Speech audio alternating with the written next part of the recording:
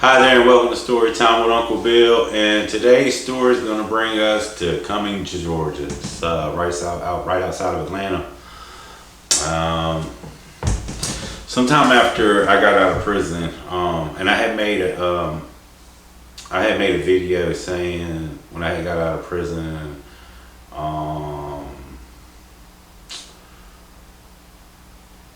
the crazy 30 days. That was the first girl that I slept with coming out of prison. It wasn't. She was the one that put me on the job. The first girl was actually a woman, and she was as old as my mom. I just wanted to be with older women. In my life, it seemed like every guy always had an older woman, and they were easier to get along with. They did a lot that they already wanted to do. It was just they were ready to chill. So I was like, man, maybe that's what I need. So I had hired on to the company that I had worked with prior to me getting locked up. I got back on with them, and they didn't remember me or nothing. I don't even know if they really ever met me other than a quick filling out the application. And once my driver's license came back clean, I was gone. So we ain't really met, you know what I mean? I'm just the driver. And hell, I wasn't even really the driver because I didn't work for them that long. But I would be the driver for this time. And first place we went was Cumming, Georgia, and it snowed. I thought Georgia was supposed to be hot and shit. It was snowing, slushy on the job site, man, and freezing ass cold. Did not expect this. And mind you, I still ain't did a lot of painting. I worked with them before, but all I did was dump buckets of paint, tote paint. You know, I never really did a roller or a brush or use the gun. You know, I just tossed paint. I learned to paint quick, but I also just first started out again, and they had a lot of paint buckets, people. Man, okay, that's talking about the job. So, but I learned to paint, and it was fun. And I ain't been with a girl yet out of prison, and it wasn't like I was looking or anything either. That's why this was so cool, man. So they used to go, and I'm trying to lose weight, folks, and at the time, I guess now too, but they used to go, there's all these taco trucks and shit, and we used to go to all them, and they wanted to go to this restaurant. And I always ate tuna fish sandwiches on wheat bread and maybe some boiled egg or something. I was on it, might even work out. While they did that, I'd just sit there and wait for them. They would come out when they were done, and we'd go back to work. Well, one particular day I looked, and there was a lighthouse, maybe some kind of Christian ministry, like Goodwill. I had never heard of it before, but it said like a ridiculous, like 80% off clothes. And that was right up my alley. And when you're painting, your clothes are ruined, and so it's always good to have more clothes. Sometimes you get so much paint on your shit, it gets stiff. You gotta get rid of it. And so I was in there, and folks, I got like 10 pair of pants, 10 shirts, a belt, a bunch of socks, some ties, a couple of hats, a bunch of stuff, like $10. And I mean a pile of clothes, folks. Two bags. It was huge. But I was checking out, and I got them good ears now. And I hear, hey, look, there's a painter. I got paint all over me. We was doing dry fall, and when it sprays, it's wet, and whenever it hits, it dries too. But if it don't, if it's just in the air, when it falls, it's like a powder. Pretty cool. Turns straight into a powder. And that's what you do all your metal bars and stuff, and all your big stores, your Walmarts. If you look up there and you see all that white, that's dry fall. And paint, but it's dry fall, it's called dry fall. And my job was, man, it was, and for some reason they put the paint way off on the damn thing. We couldn't get nothing out there because of the snow. So I had to tote these things. I would tote 4 at a time, 5-gallon metal buckets, folks. This shit was heavy. And I had to do that a bunch. It's a big building, man. Well, I don't forget what we painting. The hell was that? Like a Lowe's or something. It was big though. And the machine started messing up. And oh man, this is freaky. So the way we had the big sprayers now, and the sprayer had this this open area, this metal area, and what would happen is a piston would shoot up, and bam, and that would force air and the paint out of spray guns. And when it was idling, it would go slow. But when you got 4 guns shooting, I mean, it just is what it is, man. And you got stuck. And when there's so many places, you could be stuck in the tip, it could be stuck in the gun, it could be stuck in the hose, or it could be stuck in the machine. And it just takes a little bit, people, a little something stopping that airway, and you just can't work anymore. Sometimes it's just one gun, and then that would be, you can fix that problem with the thing, or it'd be everybody. But this was everybody, and they got to come off the damn lifts, and it wasn't my fault. I always trained to paint. I trained to paint now. I follow the rules of paint for real, because it's just important. And to do a really good job, you got to follow the rules, supposed to. And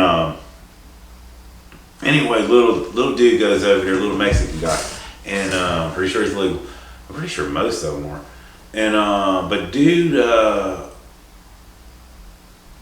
and it was idling, and he was cleaning. Oh my God, folks, he was cleaning around inside the cylinder, and it just went BAM! And he snatched his hand back real quick, and he's holding his hand, and he's and I'm like, fuck, dude, that had to hurt. That really had to hurt, man. Wow, that looked like it had to hurt. Let's see it. And I just expected it to be smashed really good. Maybe you could see the bone, because it was, it was over in a heartbeat. And he pulled it back so fast, and I didn't see no blood. And look, it was just like this. Ready? That mustache. It was gone, folks. I don't know. His finger was in that damn machine. His finger was gone. And I didn't see his finger. I ain't seen that finger. Man, that shit was crazy. His finger was gone. It was gone.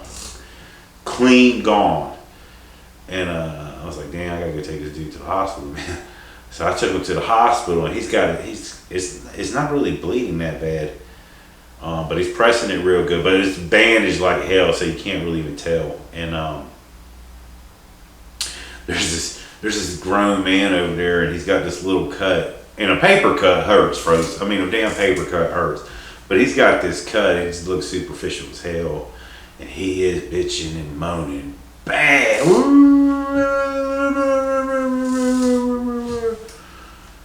And he looks over at my man, he said, what happened to you? And he was like, wow. And dude looked like he's about to pass out, and then shut up. He said, man, that's gotta hurt way worse than me. So we go see the doctor, and the doctor's like, look, that's an awesome cut. We just gonna put some stitches over there. Your fingers, it was just put some, all he did was put some stitches over it and put a bandage over it, and told dude not to work no more. And I asked dude what he wanted to do. Want to go back to the motel? He said, nope, want to go back to work. We can't miss no days. And I was like, damn, pretty hard. But it ain't work the whole time too. But I'm back at the lighthouse now. I get mixed up, people, and I get the clothes, and I hear, oh, there's a painter. So I turn around and look, and there's 2 good-looking girls, older women, and I was like, yeah, I'm a painter. How y'all doing today? Oh, good. I got this. I was wondering, I got this little screened in back porch and stuff. I wonder how much it would cost and stuff. You willing to come out and look at it? And I was like, yeah, I could come look at it. You got an address? She asked me if I had a car. Of course I did. And folks, I wouldn't have been able to. I don't think I would have been able to paint this thing, regardless of what it was. But I was thinking, because I had the Mexicans, we could go ahead and do like a side job. You know what I mean? And but yeah, sure. And she gave me her number and shit. And I'm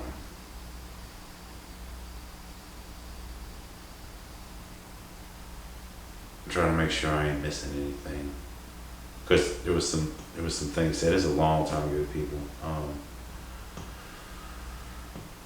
But yeah, give me a call. And I think she left me her address. Don't quote me. But I ended up calling her after work and got all decked out too, just in case, because you never know. And told the Mexicans I was leaving. And went there, and it was on, like, in the back of her yard. It was a backyard, of course. It went down like the polo grounds of the backyard. Big houses, man, rich neighborhood, nice cars everywhere. I was like, wow, way out on the league, way out on the league. I'm ghetto, folks. Till my mama moved to middle class, my head never went past it. Never even graduated to it. Big house. So I missed the mark somehow. Went to the wrong house. And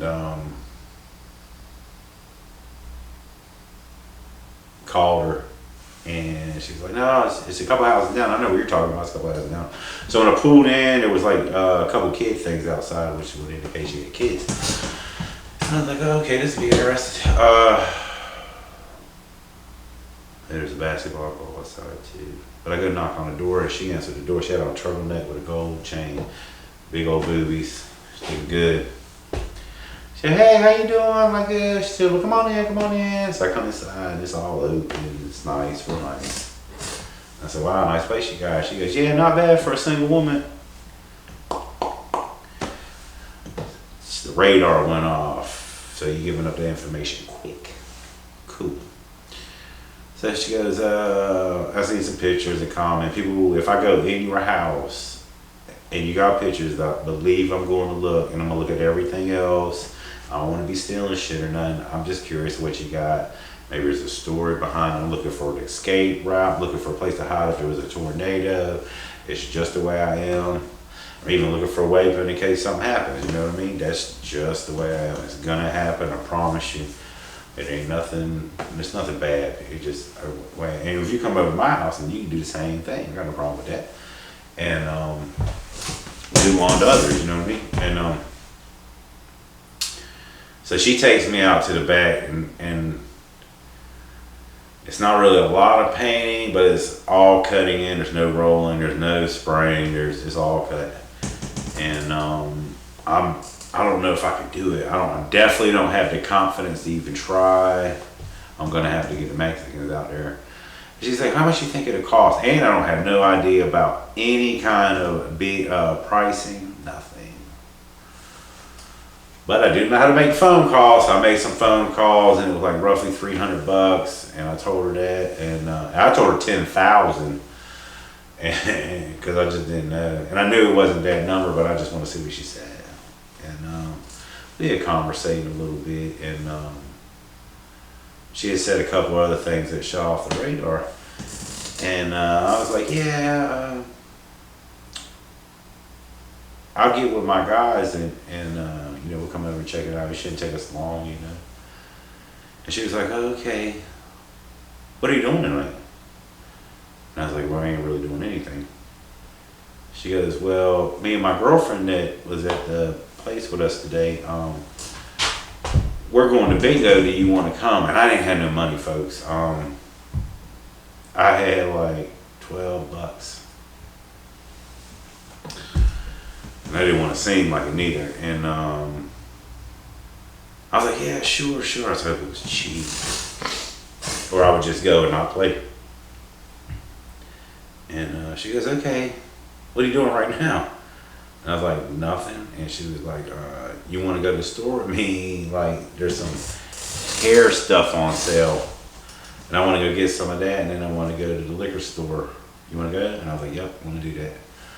So that's what we did. We went to one of the stores and got a couple bottles. She got a couple bottles of the hair stuff. And we went to the liquor store. She's like, would you like to drink? And I like to drink. I don't really drink, people, but when I do, I like to get right. And I was in the mood for some cognac. Only cognac I know is Hennessy, and that's how I made it all fancy. Like, yeah, let's get some cognac. You know about cognac? Hennessy. It's good stuff. You ain't had this good stuff, and you just drink it, and it gets you right. So that's what we did. And so we go back to her house and she was like, I gotta cook some appetizers and stuff. And I was like, ooh. And I watched her and she hooked stuff up in quick fashion, real efficient. I was like, yeah, this woman's straight. And I'm pretty sure she's digging the shit out of me too. And I'm digging her, don't get me wrong now. And real curious of what's gonna happen though, because I'm not really 100%, and I mean, I'm coming out of prison, people. I think I'm 100% confident, but I just kind of feel like I'm out of my league too. And but anyway, we carried the stuff over to next door. She goes, oh yeah, we're gonna play bingo over at her house. Yes, that means it's gotta be free, right? Or you're paying for change. Yes. So I go over there and I'm carrying some stuff in the bottle, and I'm smoking Black and Miles. And they're like, oh, it smells so good. Blah, blah, blah. Nobody, them people don't know about Black and Miles. And so we get next door, and the woman's Polish, and she's attractive, and there's a bunch of kids. Did not see this coming. And so we playing bingo, and I mean, people like there's, I think it's just me and the two ladies, and at least 6 kids, like 4 girls or something. 5, maybe even 1 or 2 more, but there's a lot of people, and we're playing bingo. I had won a toy, and I think I still got it. I'm pretty sure I still got it. Folks, I lost a lot of things. My uncle sold my stuff 3 times, and a hurricane came, wiped all my stuff out. I had a car get repoed one time, had a bunch of my baseball cards back there. So I've lost a lot of things. Try hard to keep them, man. Just easy come, easy go, though. It's all right, but the bingo was cool. It was all right. It wasn't what I expected, but it was all right. It was a good time. And anyway, the kids left, and then the house that we at, the woman's husband came up, and he was drinking beer downstairs or upstairs or some shit. And he was a cool dude, and so he sat down, and they was like, yeah, they're gone, so we started getting right. And I was like, man, I need to smoke. And they're like, oh, you smoking in the house? And I'm smoking that Black Mile. And I had them smoking in, and that would happen a bunch. But drinking Hennessy and shit. And I had my prison ID card, and I'm gonna try to get it. I don't know if I can, because it's from 2000. And I'm thinking 2002. And the one I had is a blitter. It's gone. You can't tell, but it's a wild picture, man. My hair was long, and what happened was I had just woke up from, and Captain Caveman, y'all, and looked like a crazy ass biker. It's such a cool. It's one of my favorite pictures ever. It's my inmate card from Seymour Johnson. Really would love to have that, a big one, and but I took that in. I was like, yo, y'all be surprised. And I love having that wow factor. I I live for the story, people, and once I got something that I know I can throw out there, I tell it quick. All these stories have been told a million times. But I threw that inmate card out there, and he was like, "Oh shit," and eyeballs got big because you and the kids, and you don't know what I've done. But it's big as hell. Federal Bureau of Prisons got this crazy mug shot of my name at the bottom, and it ain't playing, you know what I mean? So I can see the worry. I seen it before, you know what I mean? I seen fear by me, and I was like, "Hey, look, it was just pot. Just pot. It was ain't no some damn reefer. Ain't no murder, nothing like that. Don't even worry about it." And it's like, "Oh man, y'all busted with pot. Whoa, wish we had some." And I did, but I wasn't 100% sure with them. And this Hennessy was enough. Trust me. And I would sneak out, like I had to use the bathroom. I was like, "Oh, I always make this thing. I gotta pee like a dog. I gotta go outside. I don't want to go. It's cool." And I hurry up at the joint, come back and shit. And so I come back one time, and they had moved the party downstairs, and dude had moved his ass upstairs. And so the girls was playing music, and your boy could get down. Some of the dudes in prison had taught me some of the stuff I had wanted to learn, and I was doing it, and they was both dancing with me and rub-a-dub 2 men in the tub on me, man. Your boy was hard, and they was talking shit, and I just knew it was gonna be a threesome. But it wasn't. And so I don't think there was anything else spectacular.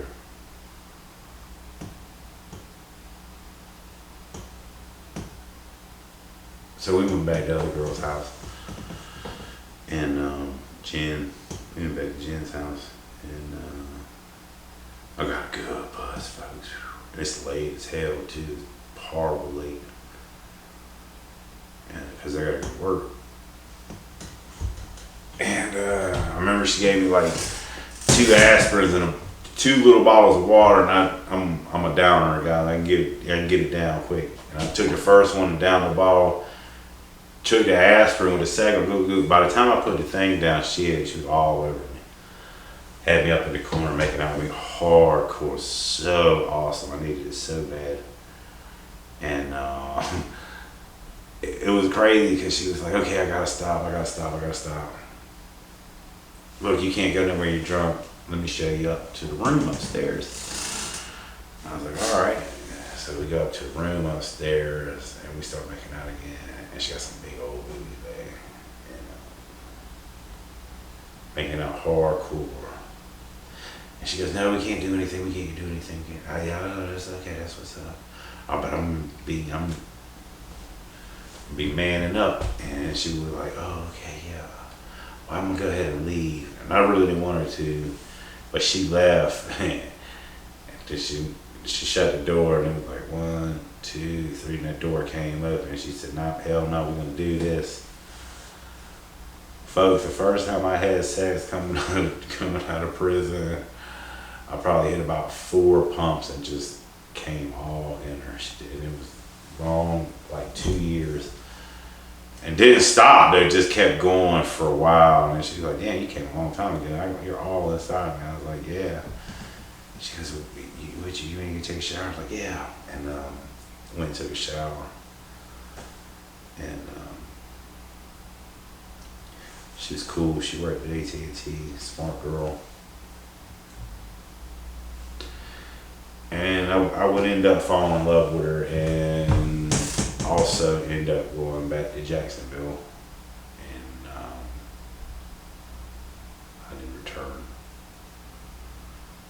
And we kept in touch for about a month.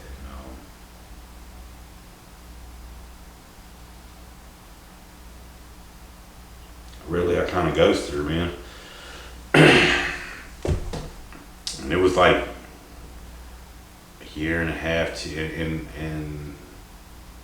I said some nice things and made some promises and stuff, and I didn't live up to them. There's very few times in my life I've ever done that.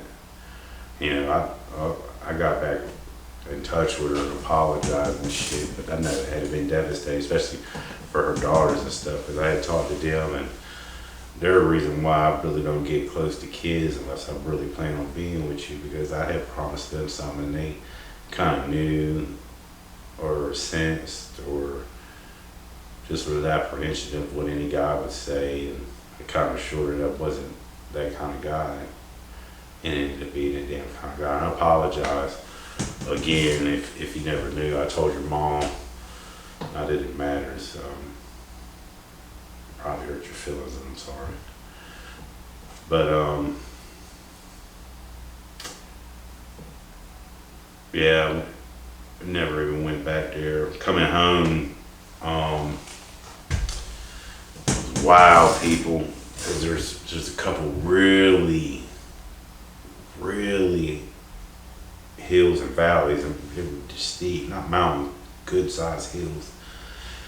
And it was a gale day, man. It was like 70, 80 mile an hour winds. Crystal, blue skies. If you didn't know that the wind was blowing, it'd be picture perfect. But the problem was, you were because it was blowing real hard to the right. If you was all the way in the dirt, you was going all the way to the dirt on the other side. I mean, it was just blowing. And I watched this 18-wheeler go up this hill, and dude had to shit his pants.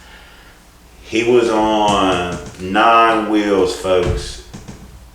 I mean, for a long time. I mean, a long time. Going up this damn hill. He needed a V8 bad as hell. He needed a whole space shuttle full of V8 to get right.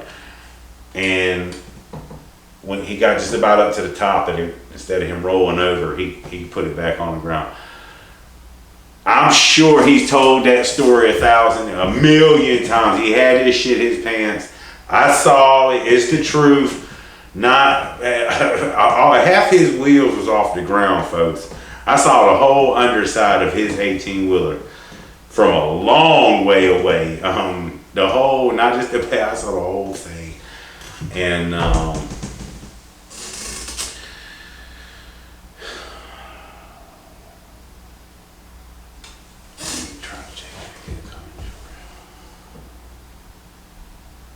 and that concludes today's video. If you like it, hit the like, share, and subscribe button. Got plenty more videos to come. Y'all have a good night. Be safe, and thanks. Peace.